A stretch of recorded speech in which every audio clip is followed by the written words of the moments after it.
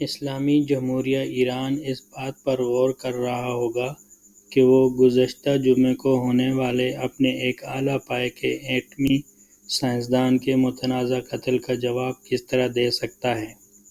محسن فخری زادہ کو دارالحکومت تہران کے باہر ایک سڑک پر پراسرار حملے میں قتل کر دیا گیا تھا اور سوموار کو مکمل فوجی اعزاز کے ساتھ ان کی تدفین کر دی گئی۔ کسی بھی ملک یا گروپ نے حملے کی ذمہ داری قبول نہیں کی، لیکن ایران کے رہنماؤں نے اسرائیل کو مورد الزام ٹھہراتے ہوئے بدلہ لینے کے عزم کا اظہار کیا ہے۔ تو آئیے دیکھتے ہیں کہ ایران کے پاس کیا کیا آپشنز ہیں اور ان پر عمل درآمد میں انہیں درپیش رکاوٹیں کیا ہیں۔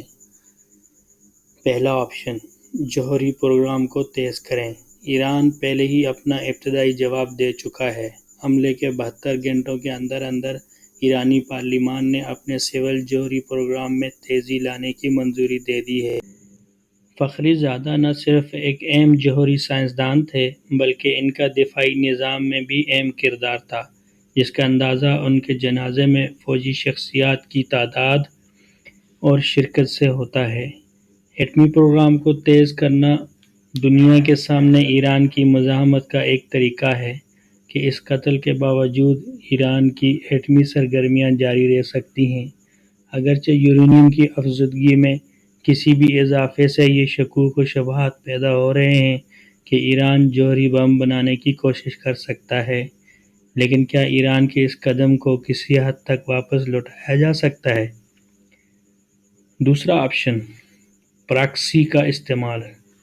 ایران کے پاس بہت سی پراکسی ملیشیا ہیں جنہیں وہ لبنان، عراق، شام اور یمن سمیت پورے مشرق وسطیٰ میں مالی امداد اور تربیت و اسلحہ فراہم کرتا ہے۔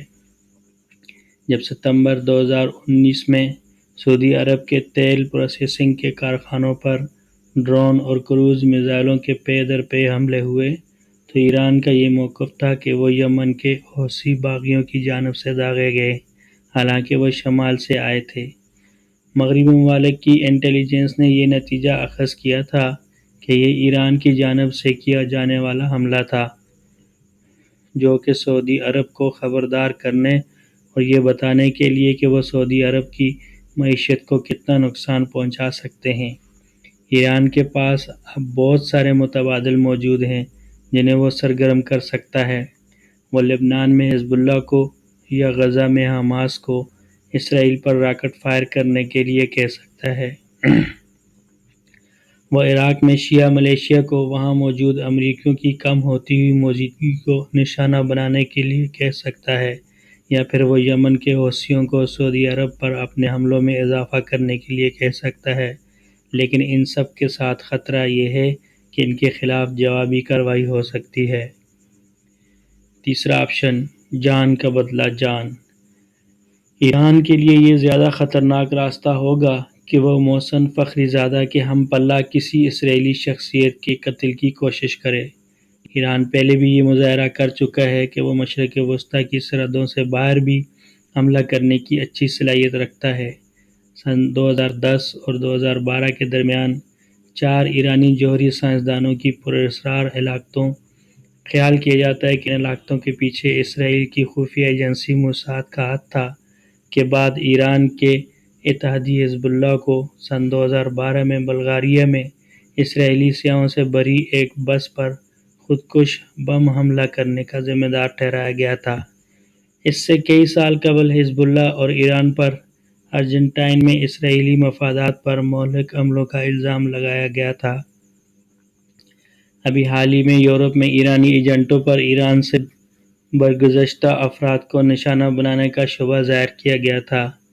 ایرانی پاسداران انقلاب کی قدس فورس میں خفیہ کارروائیوں میں خصوصی طور پر تربیت یافتہ ٹیمیں موجود ہیں، جن میں قتل کرنے والی ٹیم بھی ہے، لیکن محسن فخری زادہ کے حفاظتی گھیرے میں ایسی واضح کمی سے ظاہر ہوتا ہے کہ ان کے قاتلوں کو نہ صرف ان کے راستے کا صحیح علم تھا بلکہ ان کی روانگی کا وقت بھی معلوم تھا۔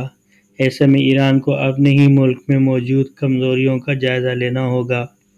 ایران یہ بھی جانتا ہے کہ اگر وہ اسرائیل کو براہ راست نشانہ بناتا ہے تو اس کے جواب میں اسے زیادہ نقصان دہ حملے کا سامنا کرنا پڑ سکتا ہے۔